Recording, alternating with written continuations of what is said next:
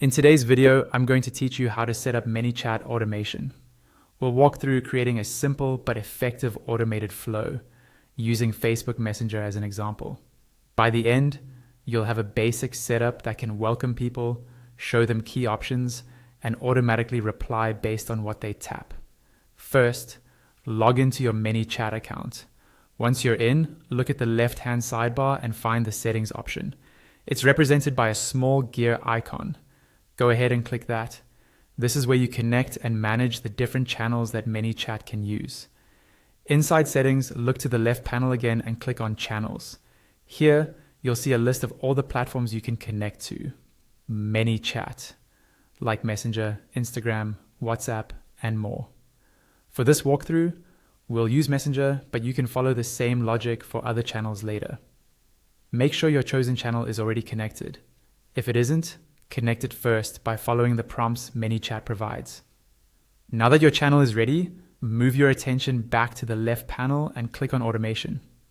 This is where all your current automations and flows are stored. At the top right of this page, click on the button that says New Automation. A pop-up window will appear. In this pop-up, choose the option to start from scratch. Then, from the drop-down, select Start with a blank flow. This gives you a completely clean canvas to build your automation. You're now inside the flow editor. Here's where the fun starts. First, click on New Trigger. A pop-up will open. On the left side of this pop-up, select Messenger as the channel. You'll see a list of possible triggers, such as when a user clicks a Facebook ad, comments on a post, or sends a message. For this example, choose a trigger like when a user messages you from your Facebook shop. Next, set up your first step. Choose Messenger as the step type, and then write your welcome message. For example, you might say, "Welcome, choose what you want to know." Below that message, click Add Button. Name your first button, something like Membership Price. Choose Messenger as the action when the button is pressed, and click Done.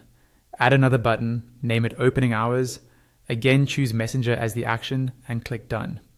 Repeat this process to add a button for each common inquiry your customers might have.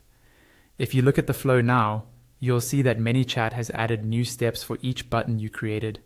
Click on the step that follows your membership price button, and in the message field, type in your membership pricing details. Then click on the step that follows your opening hours button and type in your store hours.